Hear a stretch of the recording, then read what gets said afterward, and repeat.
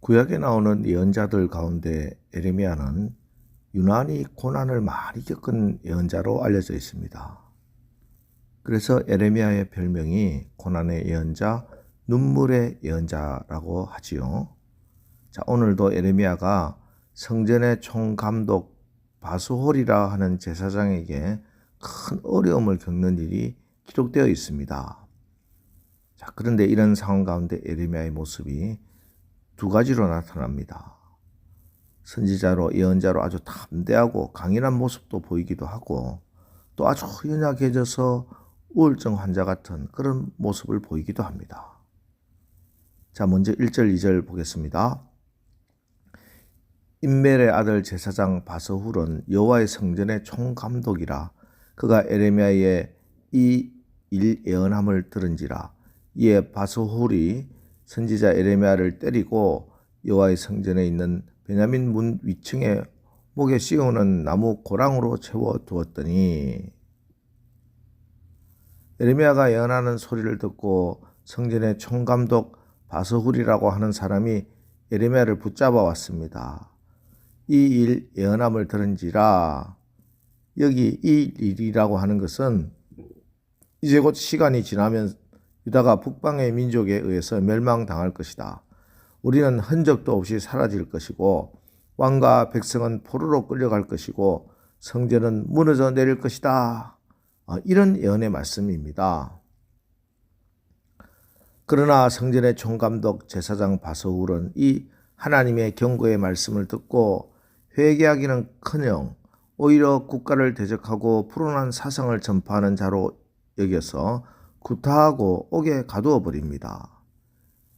성전 2층에 올라갔다. 성전 2층은 사람들이 다 보는 곳입니다. 그곳에서 에레미야를 때립니다. 그리고 목에 나무 고랑을 채워서 그를 때립니다. 공개적으로 수치를 주는 것입니다. 하지만 이에 에레미야는 낙심하지 않습니다. 전혀 주눅들거나 절망하지 않고 오히려 바스훌에게 하나님의 뜻을 강력하게 선포합니다. 3절 다음 날 바스훌이 에레미야를 목에 씌우는 나무 고랑에서 풀어주매 에레미야가 그에게 이르되 여호와께서 내 이름을 바스훌이라 아니하시고 마골 밋사빔이라 하시느니라. 여호와께서 내 이름을 바스훌이라 아니하시고 마골 밋사빔이라 하시느니라. 여기 마골 밋사빔은 사방의 두려움이라는 뜻입니다. 자, 그리고 하나님께서 왜 그의 이름이 마골 밋사빔이 될 것인지를 4절로 6절에 걸쳐서 설명해 주는데, 그 말씀의 요지는 그의 이름 그대로 사방에 두려운 일이 일어나게 될 것이라 하는 사실입니다. 즉, 그의 가까운 사람들 모두가 칼에 엎드러지고 그와 그 집 사람은 포로가 되어 끌려갈 것이며 그 모든 소유는 탈취를 당한다 하는 것입니다. 자, 이 모습은 마치 엘리야의 모습을 떠오르게 합니다.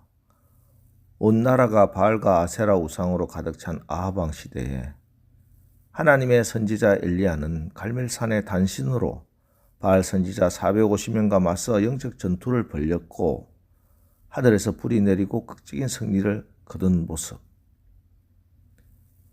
여러분, 하나님께서 여러분에게 이 땅의 어떤 권세와도 비교할 수 없는 권세를 주셨음을 믿으시기 바랍니다. 두려워하지 말라, 내가 너와 함께함이라. 놀라지 말라, 나는 내 하나님이 됨이라. 내가 너를 굳세게 하리라. 참으로 너를 도와주리라. 참으로 나의 의로운 오른손으로 너를 붙들리라.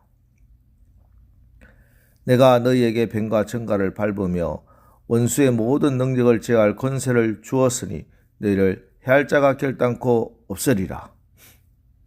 사단의 세력이 아무리 강하다 할지라도 그것은 마치 뱀과 정갈을 밟는 것과 같습니다. 예수님께서는 우리가 사단을 발로 밟을 수 있는 권세를 주셨습니다.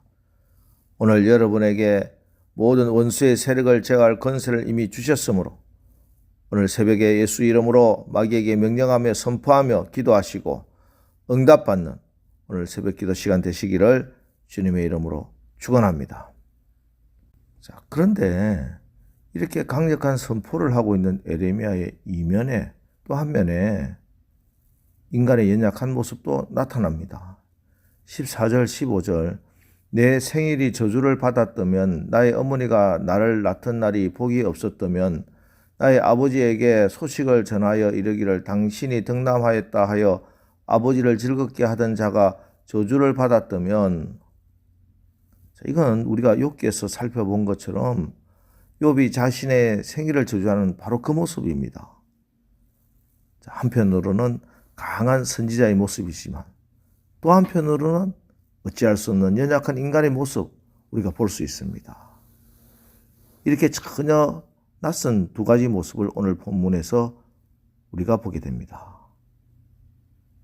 자, 그런데 좀 곰곰이 생각을 해보면요, 이게 우리의 모습입니다. 어떤 때는 영적 자신감으로 충만해서 하나님이 나에게 맡겨주신 일, 무슨 일이든지 주어지기만 하면 다 감당할 것 같아서 결단하고 다짐하는 모습 보일 때도 있다가, 또 갑자기 무너지고 쓰러져서 다시는 일어설 수 없을 것 같은 그런 약하고 약한 모습 또 우리에게 있지 않습니까? 이게 어쩔 수 없는 우리 인간들의 모습입니다. 우리 같은 믿음이 적은 자들뿐만 아니라 엘리야도 그렇고 오늘 에레미야도 그랬습니다. 바울도 그랬습니다. 그래서 우리는 위안을 얻습니다. 우리가 엘리야처럼 불의 종이 아니어도, 에레미야처럼 그렇게 대단한 예언자가 아니어도 그들이 가진 능력으로 주의 사역을 감당하는 것이 아니라 그들을 붙들고 계신 하나님이 그분을 사용하셨듯이 오늘 우리도 우리가 가지고 있는 힘이나 혹은 연약함의 근거에서가 아니라 하나님이, 우리를 붙들고 계신 그 하나님이 말씀으로 성령으로 우리를 붙들고 계시기 때문입니다. 아마 에레미야도 이런 고통 가운데 포기하고 싶어서 정말 99% 포기까지 간 적도 있었을 겁니다. 그래서 8절 9절 보십시오. 내가 말할 때마다 외치며 파멸과 멸망을 선포하므로 여호와의 말씀으로 말미암아 내가 종일토록 치욕과 모욕거리가 됨이니이다. 내가 다시는 여호와를 선포하지 아니하며 그의 이름으로 말하지 아니하리라 하면 나의 마음이 불붙는 것 같아서 골수에 사무치니 답답하여 견딜 수가 없나이다. 이제는 다시 하나님 말씀을 선포하지 않겠다. 많은 사람들이 나를 때리고 치욕을 주고 모욕거리가 되는 이 고통 더 이상 견딜 수가 없다. 이렇게 털털 털어버리고 이제는 도망가려고 생각했던 적도 굉장히 많았습니다. 하지만 그때마다 그를 붙잡았던 것은 내면에 불붙는 것 같은 하나님의 말씀, 하나님의 음성이었습니다. 왜 그랬겠습니까?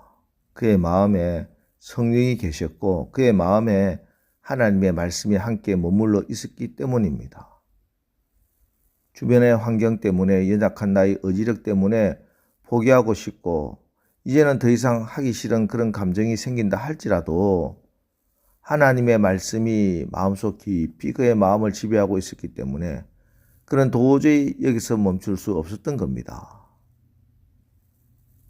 이건 오늘 우리도 마찬가지입니다. 오늘 우리를 악한 환경 가운데서 견디고 버티고 다시 일어서고 다시 움직이게 하는 힘은, 내가 여전히 이 악하고 험한 세상을 싸워 이길 수 있는 힘은 다른 것이 아니라 하나님의 말씀인 줄로 믿습니다.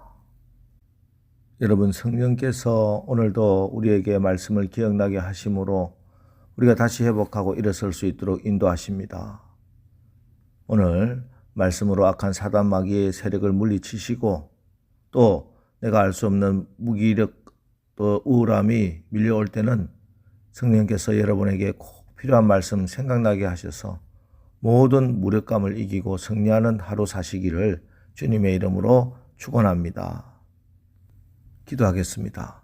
하나님, 오늘 우리도 에레미야처럼 주의 사명 감당하기 위해서 악한 사단의 공격도 있고 또 환경의 어려움도 겪게 될 텐데 그때마다 에레미야가 담대하게 그렇게 나갔던 것처럼 예수 이름으로 우리의 대적을 물리치며 나가게 하시고, 혹 우리에게 밀려오는 좌절감이나 무力감이 있다면 오늘 기도 가운데 성령이 우리에게 말씀이 생각나게 하시어 그 말씀으로 무력감을 이기고 다시 힘차게 나가 승리하는 오늘 하루 되게 하옵소서.